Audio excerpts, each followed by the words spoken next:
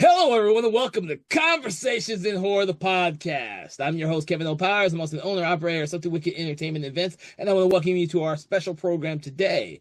Now, what we normally do is we take an individual film, and me and my special guest kind of go through that film and critique, analyze, and discuss it. But today is a very special day because we are doing our top 10 best of 2025 films. And to join me on this best of list, I have brought back Mr. Philip Ray, who has been on this program many times and we've discussed this many years in a row. So I want to thank you, Philip, for joining us on the program today. Thank you for having me. And so what we do is we kind of go through our top 10 lists, everyone who's listening. And if one of our films overlap, we kind of say where on our list that film overlaps to, but we will all discuss it at the same time, just so we are not going over the same film. And I guarantee you, we will probably have a couple of surprises for you out there. But before we get started on our top 10, we do want to actually start off with what was some of our worst films of the year that we thought they're like a plague on our brains from last year. And so, Philip, I'm gonna let you go first with your plagues of the year on your brain. All right, so we're just gonna do two to be nice. My number two, so this is the runner-up for, in my opinion, worst of horror movie of the year, and this is something me and Kevin are going to disagree with, but for me, it's the movie Him.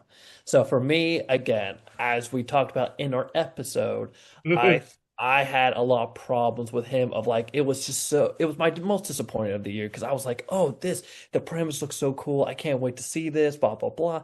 And then when it came out, I was like, wow, this kind of it's not that it had a lot of promise and it didn't achieve that. Again, I would say like Marlon Wayans, great. He carried the movie and stuff in my opinion, but everything else about the movie was just not that good for me. Okay. And what's your other one? And then my number one worst horror movie of 2025 is Five Nights at Freddy's 2.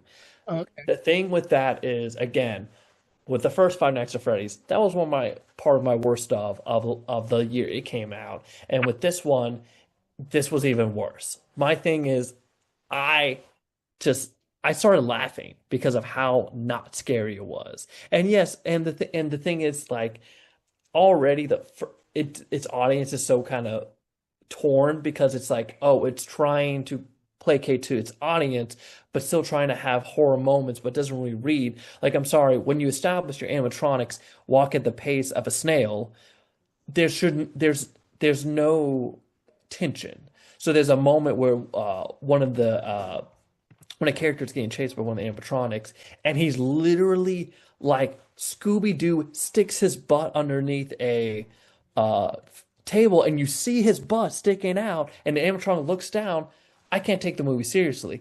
And the thing is, if it was campy like that the entire time, I could enjoy that. But it was serious at the same time. It was like, oh no, there's all this seriousness with the Five Nights at Freddy lore, and it's like, it's not. It's not serious. I'm like, you either take it seriously or you don't. That's why I like I think it's Willy's Wonderland, whatever Nicolas Cage was in and stuff. That is that is how you do it. That if you're gonna do it like that, that is how you do it. And the problem with Five Nights at Freddy's is it takes itself too seriously to do that. And so it's in this middle ground where it's just really stupid. And yeah. All right.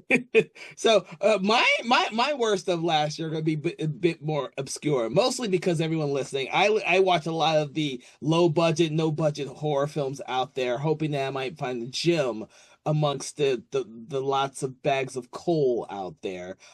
So I know for a fact that Philip will not have seen some of the movies I'm about to mention real quickly, because of that fact alone. And some of you out there listening to this podcast may also have never heard of these films. But at the end, I will tell you one that you probably have heard of. So the first one I'm going to mention is Amityville VR.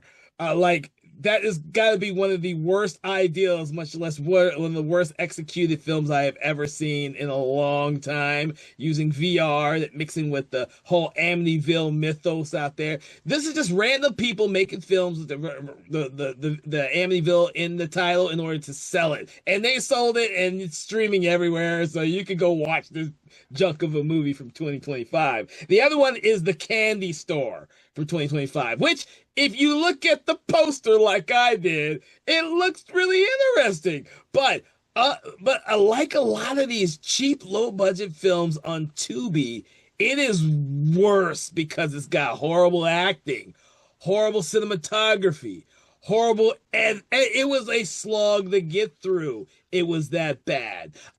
So for some reason, somebody might like this movie, but I thought it was just trash all the way through. But I did like the poster. Another one before I get to the mainstream one is I had it written down and I don't want to forget it, but it was Popeye's Revenge. Now last year we had three freaking Popeye movies out there between Popeye's Revenge, which I saw, Shiver Me Timbers, which I also saw, and there's another one which I didn't see. And oh my, they're horrible. It's funny to see someone making a horror film with Popeye, and so I saw two out of the three. But it's just like it's bad. It's just bad, bad, bad. Oh no, I saw from the trailers, and my thing is like it could actually be fun if they did it in a way where it felt like it just feels generic because they just take Popeye and put it in a slasher versus Yeah.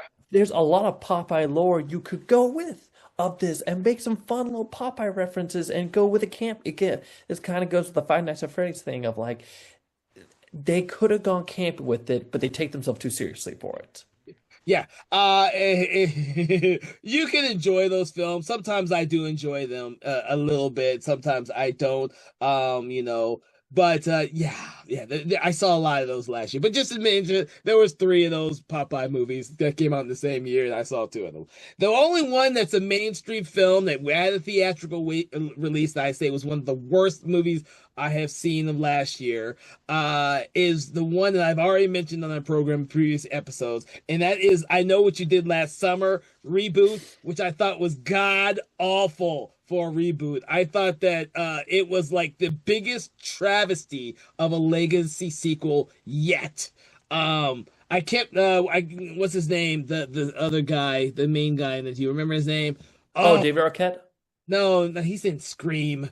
Oh, Uh, I can't even think of his name, hold but on, I got you. It's Freddie Prinze Jr. See, I knew you get. yes, Frey Prince. He's the only one I thought knew what type of movie they were making because the rest of that travesty of a movie is just god awful. And they have like cameos by virtually everyone. You have cameos by Sarah Michelle Gellar. You have cameos by Brandy. I was like, this movie is god awful. It was a travesty to watch this be done again. The television show was immensely better than this piece of junk movie.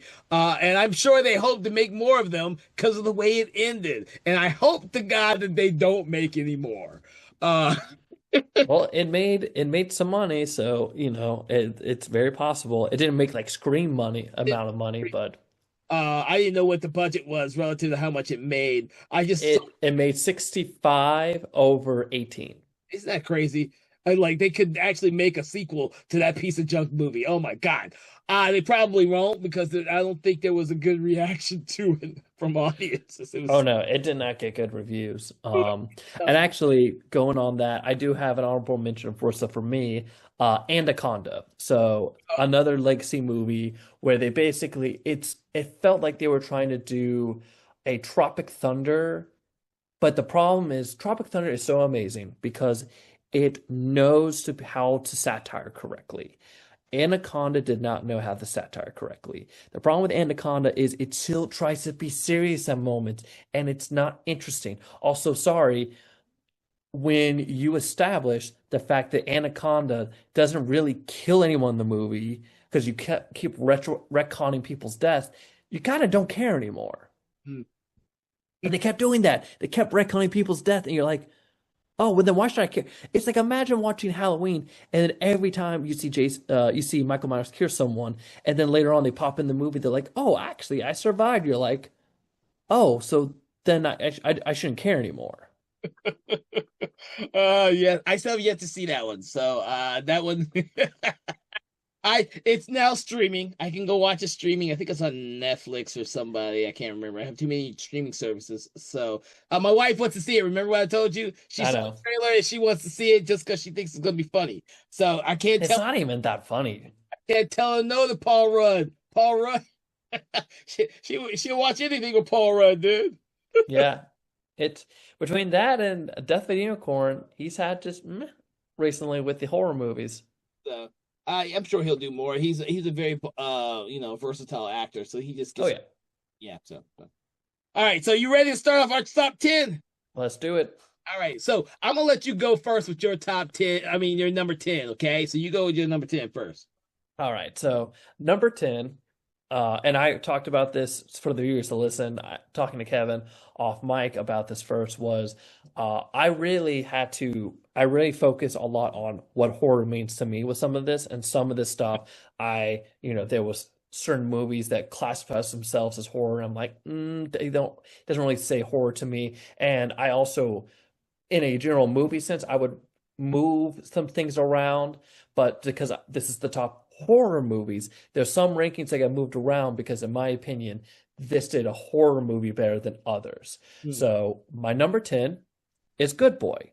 Mm-hmm. So Good Boy, for our viewers to know a little behind the scenes, me and Kevin saw this together and stuff. We went to go see it and it was really good. Good Boy is it's an indie movie about it's a horror movie, but from the dog's perspective, and that was done really well. Again, it what really makes the movie for me is the behind the scenes when you see like Yeah, how they made the movie and stuff. That honestly, that just made the movie. Like it honestly makes you really, if you're a film goer, it makes you appreciate the movie a whole lot. yeah. I said that when I need to rewatch it again, having seen all the behind the scenes stuff after we saw it at the theater. I still need to rewatch it again before I have a clear picture of where I would place that. But that's definitely a movie I'm definitely going to rewatch again because of that. And it did not make my top 10, but it was really close. I think I had like 13 out of the 20 I originally did. So it was really close up there. All right. For my number 10, I had to go with a tried and true one because it was a good film to end on the franchise in theory. So it did a good job of that, and that would be The Conjuring: Last Rites. I'm a fan of the Conjuring films, and I think that the Last Rites did a good job ending what could be a solid four-part film series right there. And it's mostly because of the two fucking actors, Patrick Wilson and Vera Farmiga. I don't think those films would be nearly as entertaining or well done if it wasn't for the two leads in those films. Without them, they are the glue. They are what keeps us as an audience member watching these films. Even though they do add in some younger actors and characters in here to maybe spin off from this main film franchise, this was a good ending, in my opinion, on the main character's story arc between these four films. And I hope that they do not go back to visit these two characters and they just do something else, because this was a good ending for them story wise, and they did it real well. It may be a little bit softer than most people wanted to be. They thought that maybe Patrick Wilson, Ed Warren would die or something, but that's not the story that we want to leave with. That would just be disappointing as an audience member to have that be the last film where he dies. So it was a very good ending for my opinion for the Also, if it were keeping it to be, how historically accurate, neither of the Warrens died during a investigation. nah. But to be honest with you, I think there's a lot of like when films like this make more sequels, they try and steer even more clearer away from the original intent of these. But in general, all four movies did follow a story based on one of their investigations. Now, how much of that is actually, factual is all up to debate because there are people who don't believe that they were real psychics and investigators to begin with.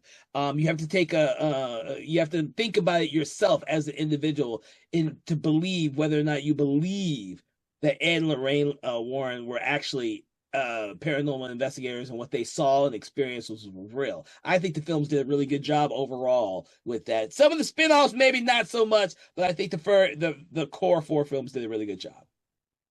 Yep. All right, so what's your number nine? All right, so my number nine, and again, this is why I did my little vamp before I started this list, is because again, as a movie itself, maybe I would put this a little bit higher, but as a horror movie, okay, is Guillermo del Toro's Frankenstein.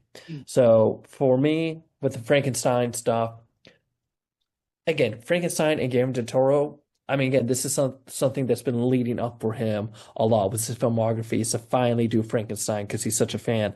The problem is because he's a fan of Frankenstein that it does things. A lot of the changes they make to me, I did not like. There is a love triangle that wasn't in the original thing that they added. Hated it. Again, we add into the whole thing with Del Toro and stuff of making monsters sexy. And this is another one. They try to make Frankenstein sexy. This is an I Frankenstein situation, and that was kind of bad. Like, my thing is like, if you're gonna do Frankenstein, I want an ugly Frankenstein. I'm tired of my sexy Frankensteins. The monster, not Frankenstein. Sorry, yes, the monster. Sorry, I know all the viewers are mad now.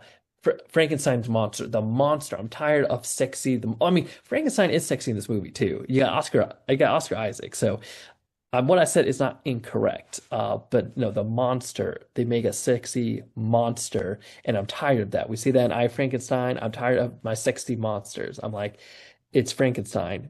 Make him grotesque, and they don't do that in this movie.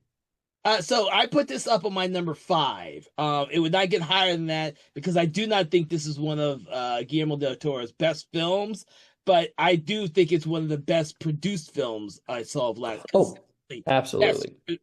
producer. I think I'm the opposite of you though. I think they should have went further with the so-called love triangle, but not with Frankenstein between the creature Elizabeth and of course Frankenstein's brother, who in the other stories is much younger, and here is much older and more or less a financier of Dr. Frankenstein's experiments. I liked all that. I thought that I would rather watch a movie based on that love triangle with Frankenstein's monster than I would about Frankenstein himself. I Yeah. love Oscar Isaac, but what Guillermo del Toro crafted was a better film for the Frankenstein monster than for Frankenstein. Now, that's unfortunately that's how the book is. The book is split. The first half is Frankenstein's story, the second half is Frankenstein's monster. So I can see why he did that, but there are some changes that I thought that he should have actually gone a little bit further because I know he loves to make beautiful monsters. And he had the opportunity to actually make a Frankenstein movie that would have been the epitome of what his style and storytelling aesthetics were. And I don't think he went all the way. Like he wanted to be too faithful to the original story and just have his little bits in there. I think he should have gone all the way completely different, and I would have loved it if he had. So that I I agree with you. He should have went one or the other. yes, It felt too much like it was like the changes he made. It's like why would you make that change, but then not make a change here? It was inconsistent. yeah, and I think he just wanted to be a little bit too faithful to the source material. So yes, I will agree with you on that one. But the production design's great, and Yeah, I know it won some Oscars, and it deserves it. Like the production design's amazing. production design. I love the costumes, love the music and cinematography. The movie looks fucking brilliant, just like past Del Toro films. So yeah. Yeah. Right. My number nine is I don't know if this one's gonna be on your list or not because I think I like this one more than you did, which was Wolfman. I love fucking Wolfman. Yeah. See, I loved Wolfman because it was so. See, I love the different. I love the fact that the whole story took place in one night. I love the fact that now I'm not one. This is probably the one film where what's her name, the lead. I can't remember her name. Shit. Who's phenomenal in Ozark and everything else. I can't remember. Julie Garner. Julie Gardner, love her and everything else. I don't actually think that her and the other guy who plays the Wolfman actually had a really good chemistry, but I No. really, really loved what they did in the original ideals that were flowered from this because I am surprised they were bold enough to make some of the decisions that they did. Now, the design I thought I was going to hate was the Wolfman, but I was after seeing the movie. Like that was one of the reservations. I was like, I don't know about the look for this monster. I don't know, but I thought it fit the story that was being told. I was entertained and engaged, and I thought it was really well done. Now, like I said, I know a lot of people are not expecting what the hell that movie was. Like I'm wondering if this is going to be a movie that 10 or 15 years down the line, people will be more likely to appreciate it for what it before what the Lee Winnell was trying to craft as the filmmaker behind it, because he wasn't trying to tell the same story that had already been told, much less the one that was told by Benicio del Toro in the last Wolfman movie. So, which by the way is also a good movie in Yeah. its own way. No, again, my problems with Wolfman is I get what he was trying to do. The problem is that I don't like it when the movie has to be like, hey, just so you know, here's the message we're trying to tell you, the metaphor, in case you can't realize what the metaphor is. I hate when they have to do that. But the second of all, like I thought, I loved the practical effects. I love I was fine with the design with Wolfman too, and I like some of the effects they were doing up with the Wolfman transformation. What I didn't like is you hit the nail on the head on one of them was I did not like the chemistry on the main two. Eh, Go ahead. yeah, it just if you're making that one of your center points and they don't have good chemistry, then it's just, And then the other thing is, I I honestly would have they did such a great job with the opening sequence. I honestly wanted that to be the movie. I can see that actually. I can see that. Yeah, I can see that. And like I said, the thing that surprised me is it takes place all within one day. I was not expecting that when I watched the movie, and that's why I need to rewatch it again because I already know that the main characters had like issues with their relationship to begin with, and maybe trying to redevelop those over the course of one day wasn't like a realistic possibility. I don't know. I need to rewatch it again to kind of suss that out because, like you, I think me and you agree that was kind of like the weird thing about that was their chemistry. I don't know if that's the way it's written or if it's just the actors didn't have that chemistry or what. Because I usually love Julie Gardner and everything she does because she's just fucking phenomenal. Oh yeah, and don't worry, I'll cover her in another movie later. Okay. All right. So I guess we're on to number eight now. Number eight, my number eight film is Until Dawn. So for me, again, with this movie, I really, because I did not play the Until Dawn game, but I did watch the cutscenes. I'm familiar with the Until Dawn and stuff. And again, we talked about this in an episode and stuff. I love the monsters. I love the creatures. I would have ranked this higher if it had done like when we get the creature sequence, all the creature sequences are great.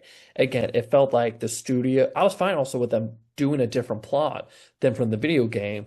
It just they needed to it felt too much like studio interference a little bit about kind of what they wanted to do. But for what we got, again, I love the creatures. I love again the sequence when we kind of go through some of the days. I love that. I wanted more of that. But I was honestly surprised to a point with the movie too. Like I was not expecting to like it as much as I ended up liking it. I was the same way. It's not on my top 10 list. It is on my it's within my 20 for the list of 225. But the thing is, I've never played the game either, and the trailer I did see for it before it came to theater wasn't all that interesting to me. But when I saw it, I had a lot of fun with this Yeah. movie. I was like perfect. I was like engaged and entertained, and I was there for the movie from beginning to end. It was one of those films where I was like a little surprised at how much I was enjoying the movie, having absolutely no expectations of the movie whatsoever. So I can agree, yeah. But it didn't make my top 10 because as you can already see, everyone or already hear, a lot of my top 10s are obscure references. Hey, it's good. It makes our list different and stuff. So we're not like, oh, yep, there it is on mine. Like, and My I think we're going to get there. When we get a little closer, we're going to start We've melding. we only overlapped on Frankenstein so far. But I'm 100% sure my next film is not going to be on your list. And it's not going to be on many people's list. But I'm going to talk it up as much as I can because I think it was absolutely a really good movie. And my number eight film is The Strangers, Chapter 2. The movie I didn't Hmm. think was going to be any good. I am talking up because I didn't care for the first film. But what I really, really fucking loved about this film, other than being surprised and shocked by what they did, is and I've never seen this in a horror film ever, where they had a man versus man versus nature, and a man versus himself story, or I should say woman, because it is a woman. Yeah. In the whole movie, and they gave equal screen time to all of that while trying to give you as an audience member snippets of the history of the strangers themselves, which I was not expecting. Like we don't ever get like any type of backstory with these characters because they're just killers and we don't get reason why. But the film does a good job of balancing that with the main character who's being pursued by the strangers, has some weird and fucked up incidences in nature. And I'm not going to tell you because it was a shock to me when I watched it, and I want it to be a shock to everyone who has no idea about the movie. And then she is constantly battling herself because she doesn't know who to trust, who's not out to get her, and then she starts hallucinating at points where every stranger becomes one of the strangers pursuing her. I thought that was a brilliant mixture of all of them. I have no idea how the third film's going to wrap that shit up, but I love the second movie, and I'm gonna try and talk as many people into as who were dismayed by the first film. They're Yeah. yeah. Yeah, no, I've heard exactly what you said. I've heard and stuff. I didn't go around seeing it because I hadn't seen the first one and I didn't want to jump into it. But yeah, All right. So that being said, what is your number seven? the number seven for me is The Monkey. So The Monkey is again, it's another Stephen King, and honestly, like I remember when I first watched it the first time, I was like, I liked it, but I was like, this is weird. But as the movie settled more in my brain, I appreciate a lot more and more of like, again, the practical with a monkey looks great. You have a double casting situation, which was a little weird originally, but again, I did like the actor. That is Theo James. I thought Theo James did a good job, Oh, yeah. especially being double cast and stuff. Um, but no, I mean, it was overall like a very fun but weird movie, and I liked it. I digged it. Dude, I had that as my number three. I fucking love the monkey. I haven't enjoyed a Stephen King adaptation in a very, very fucking long time. And I was floored by the monkey. I think the last one I really, really liked was The Mist. I don't, everyone, I enjoy it in It Chapter 2, but really, I've already seen it with the Tim Curry version, so it wasn't really that new to me. But the monkey, oh my God, did I enjoy the hell? I am so glad I went into that movie not knowing shit. I went in there not knowing shit, and I was like, oh my God, this movie is so. And Theo James, who I've enjoyed in other movies, but he's never left an impression on me. I thought he did a brilliant job in this film with both of the title characters, the dual role. And I was like, oh my God, this movie is so damn good. I just hope so many more people get to watch it and experience it because it is good. And it is a fine example of a really good Stephen King adaptation movie, especially right now when we're getting a crap ton of remakes right now. So it was refreshing to see this one. That's why I had it as my number three. Oh yeah, no, this was 2025 was a good year for Stephen King adaptations. Like with this, with The Long Walk, with even though it's not a direct thing, but like related to it, the Welcome to Derry, it was overall like Well, Welcome to Derry, The Life of Chuck. He had the Life fucking of Chalk, yes, man. I like mean, dude, like it's like being revisiting. Like, oh man, I still haven't seen the Life of Chuck yet, but I will. I will. I will. yeah, me too. My number seven. I don't know if it's like I don't know if we talked about this one yet. But I loved Bring Her Back. I I did was not see that. I loved Bring Her Back. I thought that was really clever, and it put me on the edge. And I was like not expecting it, but expecting a little bit because of the filmmakers who did Talk to Me. Talk to Me. That is right. name for the movie. Talk to Me, right? Yeah. Uh, and so I knew they were going to be just a little bit off, and they were, and it was refreshing, and it was new, and they didn't explain everything. So by the end of the movie, your brain is still wondering what the fuck you just experienced, and it just stayed with me. The movie stayed with me, and I really enjoyed it. That was another one I wish I had seen at the theater that I did not catch at the theater. But yeah, bring her back. So, what is your number six? My number six is Weapon. So talking about Julie Gardner again, another horror movie she was in. Weapons is weird, right? Because for me, as a movie, I I really had a hard time ranking this one because I think the horror parts are the weakest parts for me personally. Because again, I think the jump scares were unnecessary, didn't really add anything. If anything, it was more of a drama mystery to me. So this, but I put it on because it's technically a horror movie. But like, I thought the horror elements were not that good, but the drama was great. Julie Gardner's great. Josh Brolin's great. The whole cast is great. Um, again, Aunt Gladys is great. I was kind of surprised she got a Academy Award or an Oscar for her role, but also good for her, like I uh, was praying for her the whole time. I was like, every time her name came up for award ceremony, give her the fucking guard, give her the award. She deserves it. Give her the fucking award. yeah, so she got it. I was like, good for her. So like I have to put the movie on to the credit of that. But again, I still like overall the movie is so inventive, it's so different, it's so fun. It's such a good again, like J Zach Kreger, he is a great filmmaker. I can't wait to see what he does with Resident Evil. Again, Barbarian was good. He's a good horror filmmaker. So I love Barbarian.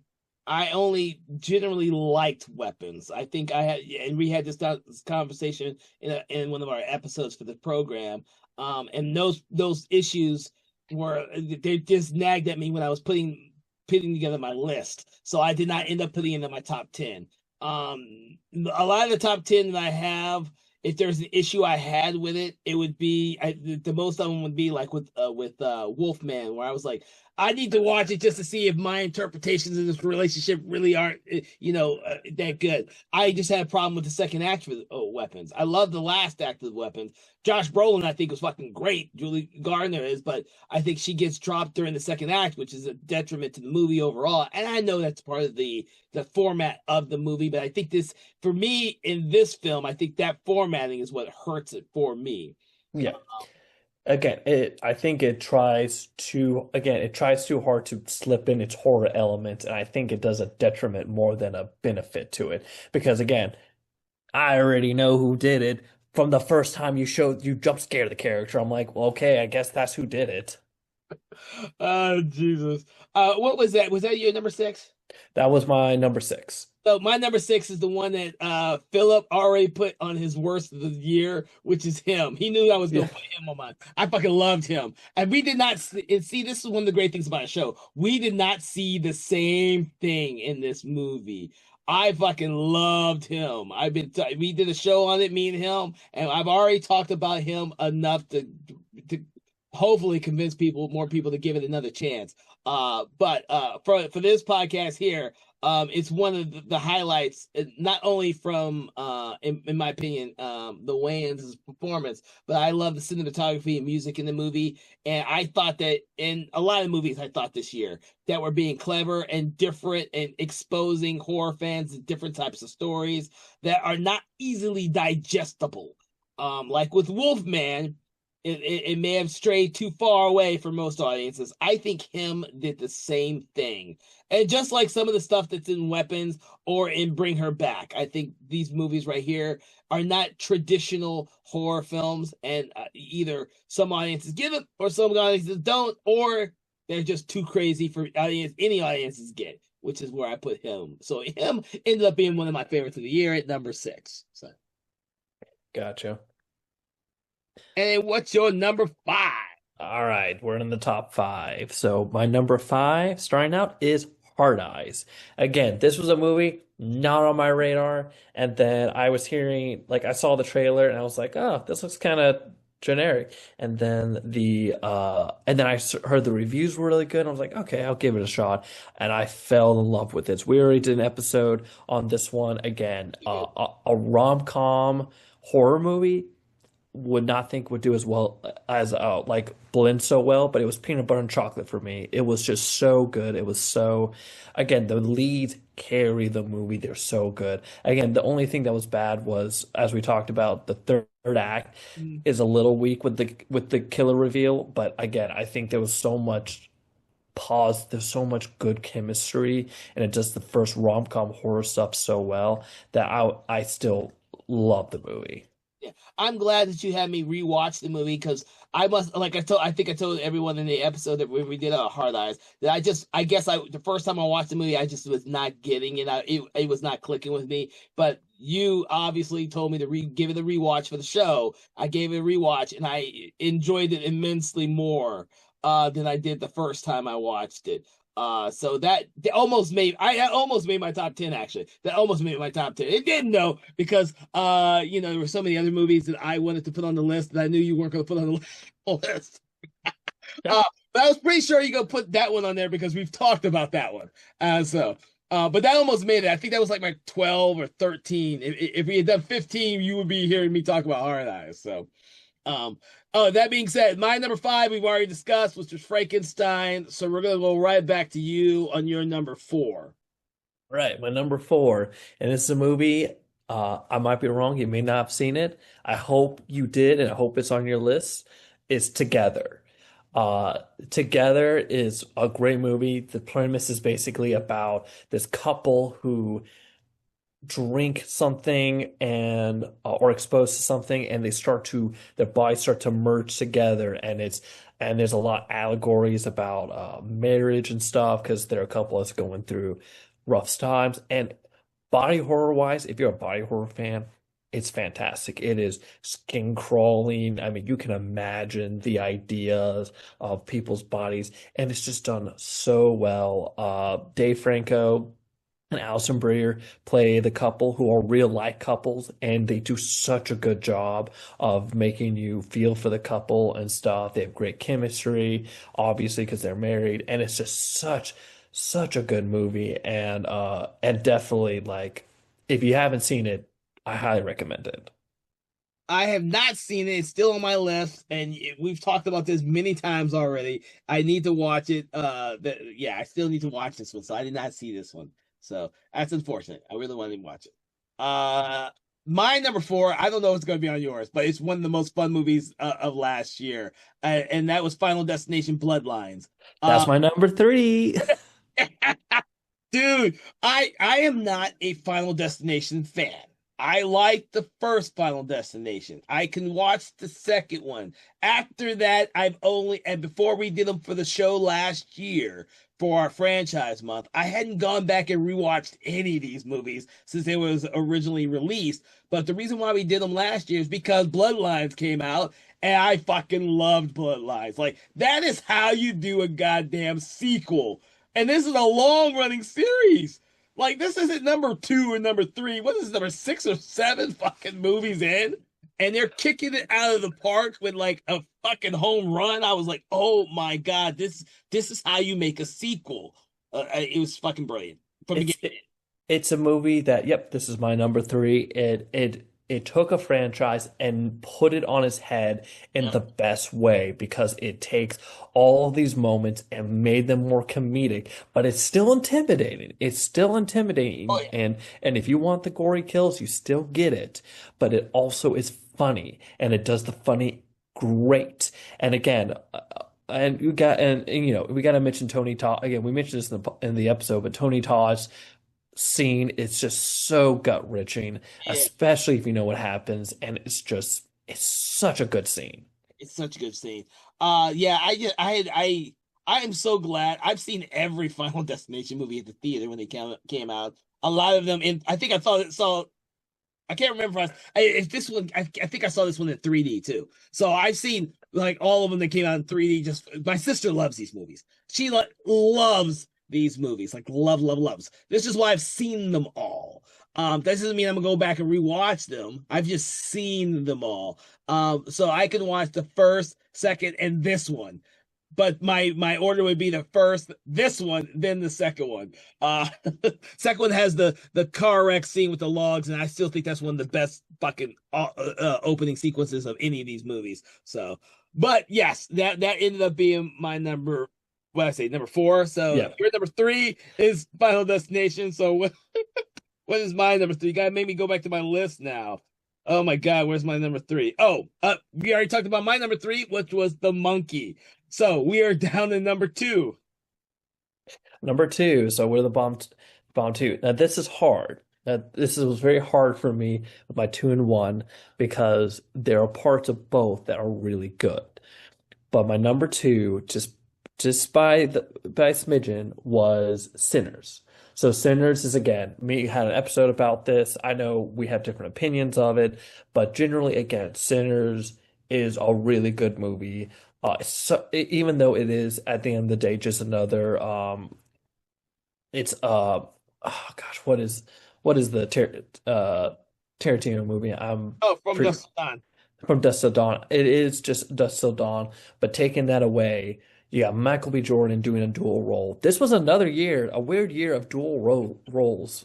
But you got Michael B. Jordan doing a dual role. He deserved the Oscar he got for that. He did such a great job. Just the cast, hands down, was done great. The music was fantastic. Like this, watching this in Dolby for the big musical number. Oh my gosh, it was one of the moments that I'm just like, I'm glad I'm watching this in Dolby. It was so good.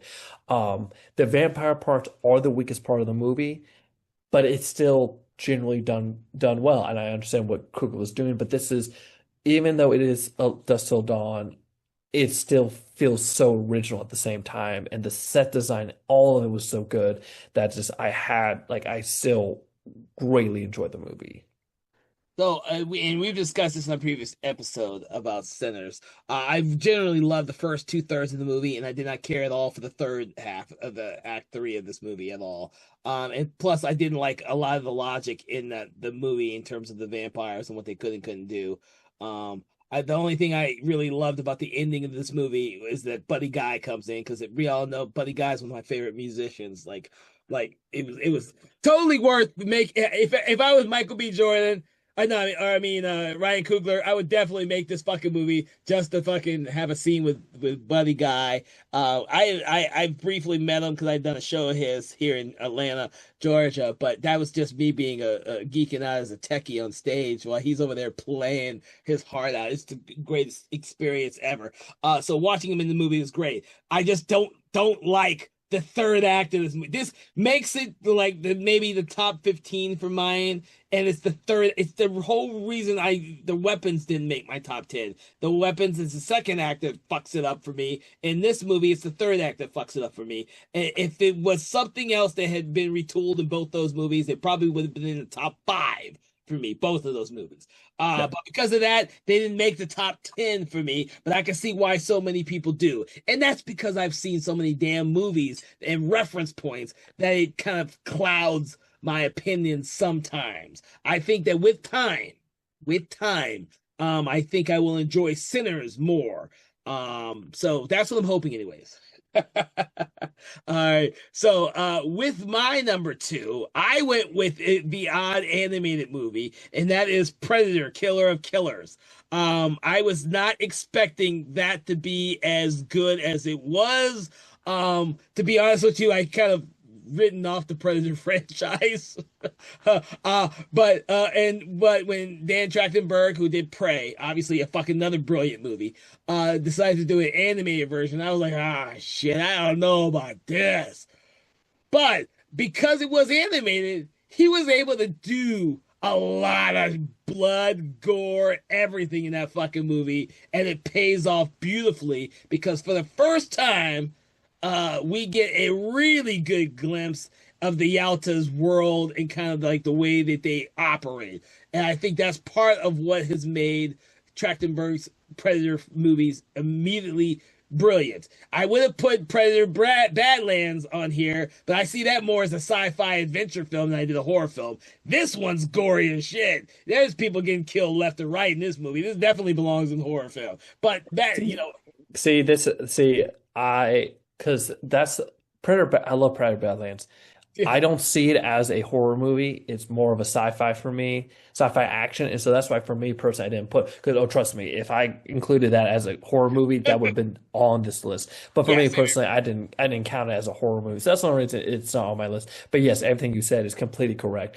The fact doing a semi anthology and seeing here. doing Dan Trachtenberg is so smart because he's giving Predator fans what they want. For years, they've been wanting, I want to see the Predators versus Vikings. I want to see Predators versus this, versus Samurais. And they do it, and they do it well. And that is how, again, Dan Trachtenberg, as long as he's attached to the Predator movies, they're all good. Like, he has had 3 out of 3 with his Predator movies. Yeah, I'll agree with you on that. The 3 out of 3 is definitely yes. I will definitely say that. But the funny thing is, now that we're down to number one, I'm thinking that we're both have the same film as our favorite film of the year. We're gonna see. This was another one hard one. I had to long debate if this is a horror movie, and technically it's categorized as a horror movie, and that's The Long Walk. Yep, yep. So we've done an episode about The Long Walk. We both talked about how much we love the movie.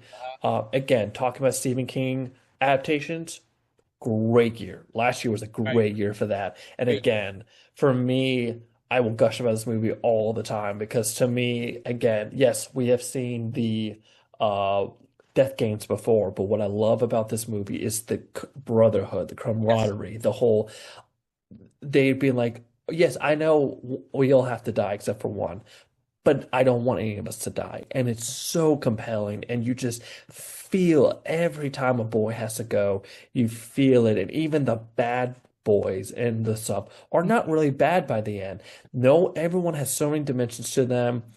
Again, it's the cast was great. I was so annoyed that they didn't get any references to the Oscars and stuff. Like Yeah, same even here. I was just, but honestly, the only reason Sinners got any references, I honestly was surprised Weapons got anything, but Sinners, I'm not surprised because that is the most general public horror movie and stuff. But you know, when you get thrown with a horror movie title, a lot of times the Oscars don't even look your way most of the time. So They don't like depressing horror. They really do no. not. I Yeah, depressing horror never gets noticed the way it should, and this is depressing, but it's Hmm. so well done. And this is where Stephen King's writing prowess, with some of his best stories, comes from. Rita Hayworth of the Shawshank Redemption, which became the Shawshank Redemption, The Body, which became Stand By Me. These are all horror stories wrapped around drama and family and friends and camaraderie as it goes, and they are just really gut wrenching. In some, this is just the most gut wrenching out of all of those. By Me. None of them die at the end, but they feel like they have died because they did all this to find a fellow young boy's body, and they realize what they've become by doing it. And then of course Shawshank Redemption, you have this great relationship between all these inmates, but you also see them die. You also see them mistreated by the system, and it's heart wrenching. And this one, oh my God, with only when you know from the start of the movie, you know that the concept is one will live, everyone else will die. And as an audience member, you just want there to be an out. You want there to be an out. But by the time you get to the end, it's just pulled on all the strings in you. Pulled on Oh, all the strings. And oh, and when that first boy dies and stuff, yeah, the because first one. because the first kill's on until like I think 30 to 45 minutes into the movie, and when it happens, you're like, oh, Yeah. and it's again, they don't shy away. They make it brutal as possible, and it immediately sets the tone for the rest of the movie. And I hate, and yeah, the movie didn't do well and stuff. And of course, because like you said, it's a depressing horror movie, and people don't want to go see that. But No. the thing is, if you go and see it, I think it's worth seeing because again, it's just done so well. I think, like The Mist, I think this film will be remembered long after it's played and it's found its audience on streaming and everywhere else. Like The Mist, as much as people talk about it, they talk about it because they've now seen it. It's the same. I believe it'll be the same way with this film, which is opposite of The Monkey, which is my other favorite movie, Stephen King adaptation of the year. So I was really, really happy about last year and the Stephen King world because we got a lot of great stuff last year. We did. We really did. Oh yeah. But therefore, that ends our top 10 of 2025. But before we go, we do want to first say a couple films that may have made the cut if it had been a little bit better. Now, I'm not going to mention Weapons and Sinners that were also, or Hard Eyes, because Philip's already mentioned that. But Philip, is there any other films that you want to say, or I will go straight to some of mine? You go to yours. I'm gonna look at my notes to remind myself about if there were any. Okay, so I'm gonna only name a few of them, and for the reasons being. Now, I had a blast and a fun time watching Clown in the Cornfield. That should not be an enjoyable movie. It really should not be an enjoyable movie at all. But by the time you get to the big reveal at the end, it's like, oh my God.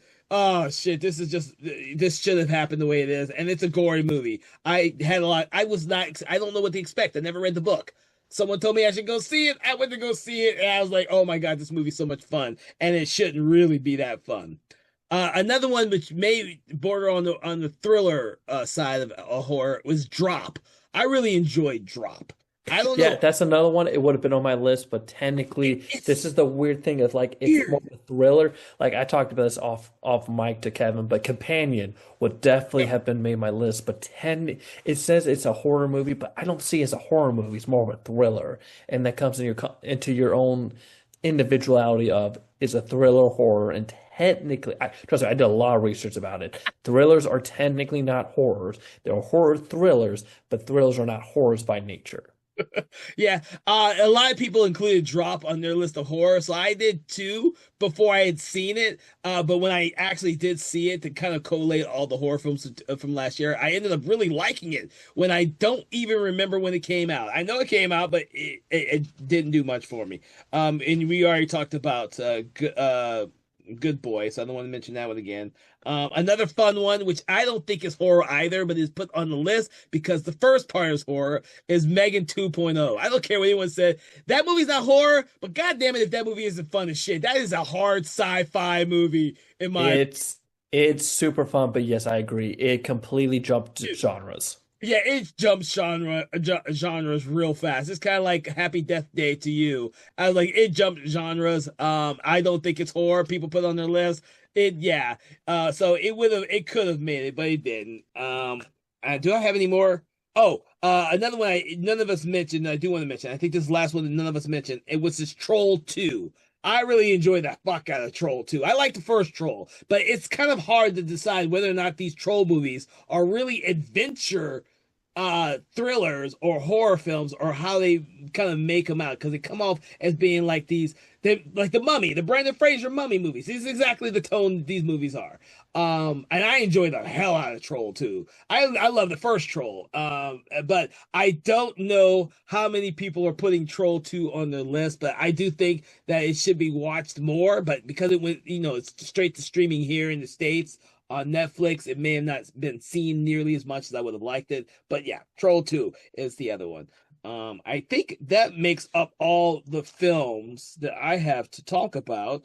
What Um, so I'll go ahead and do mine then. So again, I mentioned earlier, but Companion would have definitely been on this list high, probably on my top five if I include it as a horror movie. It's not really horror, it's more of a thriller, even though if you look it up, it says it's horror. It's not horror, but so good. If you can walk into that movie blind, you will love it. It is so good.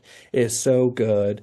And Sophie Thatcher kills it in that. I love Uh, she we talked about her in another episode with Heretic. She just yeah. nailed it out of he's been nailed out of the park with some of the recent movies she's in. But yeah, Companion, go see it. Don't look too much into it. Just walk into it blind. It is so fun. Um, some other honorable mentions or just horror movies to mention and stuff. Another one is going to be we didn't talk about Death of a Unicorn, But like again, Death of the Unicorn, like again, it was okay. It just could have done better. It was one of my more disappointments of the year. Yeah. It wasn't good. It wasn't, I mean, it wasn't great. It wasn't bad. It was just in the middle of the line there. Yeah, that was one of those type of movies. It was kind of like the same thing I felt about Opus. Opus, John Malkovich is fucking brilliant in that movie, but the movie as a whole is just kind of okay. It's Yeah. interesting. It doesn't go far enough for me. It's okay. But John Malkovich looks like he's having the greatest time of his life. But I don't know if you saw Opus. But John Malkovich, dude, it's like he channeled that spirit from being John Malkovich in another movie called Opus, and it was just his performance is just great. If anyone, he should have been also nominated, but no one's gonna nominate a movie that's not that good except John Malkovich. So Yeah. Another thriller, Locked, with Bill Skarsgård and Anthony Hopkins. That was I enjoyed that. It was fun. Again, it's uh the pacing got a little weird, but that was again another fun one, but that was more of a thriller and stuff. So I didn't include that. We talked about Dropped, love Dropped, but that was more of a thriller. Um Another one that could have done better is Black Phone 2. The thing is, again, I love the first Black Phone. That was one of my favorite movies the year it came out. And when they announced Black Phone 2, I was like, and when it came out, I was like, yeah, they tried too much to make it a Nightmare on Elm Street, and it's very obvious, and it's really disappointing because I still like Ethan Hawke as the grabber, and I love some of the designs they do, but it's just okay. And again, it's just wasn't as strong, which is funny because another well, movie that did the reverse of that is 28 Years Later, where 28 Years Later, that probably would have made my top 10, except Bone Temple came out, and it made me like the 28 Years Later worse because Bone Temple's done so well, so that it does the tissues between the two terrible, and so yeah, so 28 Years Later went worse on my list because of that. Because it would yeah, have made it. well, see, I kind of see 28 years later in Bone Temple like I do The Strangers Chapter 1 and Chapter 2. I was like, I love, and me and you talked about the Bone Temple a little bit. I love that one much more than I love the first one. I thought some things were interesting, not, in the second one. I really enjoyed the second one more than that first one. But Chapter 2 of The Strangers is the same way. I enjoyed the second one. I could give two shits about the first one. So it's funny that you mentioned that. I need to go back. We have to talk about that on the show. The 28 years later, we need to talk about that franchise at some point. So We do. We definitely do. I'm gonna make a quick mention of a horror TV show that came out last year, but it's not a movie, is I said it earlier, Welcome to Derry, mhm. phenomenal. It's so good. It is, again, it does everything so well. Uh, Again, you got Bill Skarsgård back at to play Pennywise. He does such a great job. He's so intimidating. The way they're leading up to more season with that is really interesting. There's a lot of Stephen King references. They tried to tie in some of the stuff with like The Shining and stuff, and I think that's done well. Like again, just hands down, uh, probably my favorite horror TV show of last year is Welcome to Derry, and I highly recommend watching that. All right. So, are there any other films you'd like to mention? Good, bad, or ugly? Uh, Nope, that's it. that's All right. I don't have any more films per se that we kind of touched upon a lot of the movies. I think we touched upon all the ones I had not seen that I still need to see. I tried to watch as many of them as I could. I will say that I did not see, Anaconda, which I wanted to see, and I didn't see Ash. But I think that's about it for me. I think we pretty much exhausted. Oh, I didn't see Dracula either from Luc Besson. Yeah, I've seen that and too. So see it together. That's good. Again, but yeah, no, I mean, again, last year I would say it was a good year of horror. Oh, I'll make one more reference, two more references, and these are again. this is going more into the TV show category, but Alien Earth came out. It was okay. For my Alien fans, it does things generally good. There's a couple, it breaks down more of the alien mythos, which is great. Does a couple things that aren't that great. And then for my Marvel fans, Marvel Zombies came out, and that was actually not that bad. It was more rated R. You got a bunch of kills and stuff. There's a couple things that again are not the strongest with that, but generally again for to get something out of that, that was done really well. And last reference to a TV show, I'm going to the anime category now. This is The Summer Hikaru Died. It's on Netflix and it's based on a horror manga, but it's really good. I think Kevin, you would enjoy it. And basically, the premise is about this high schooler who's his best friend dies and but is brought back to life with this mysterious kind of eldritch creature, and it's about him dealing with that. There's a lot of other subtext about stuff, but it's a coming age uh kind of story with this guy dealing with like his best friend being back to life, but it's not really his best friend. It's just this creature that's inhabited his body. And it's really good, really terrifying, and I highly recommend that. Okay.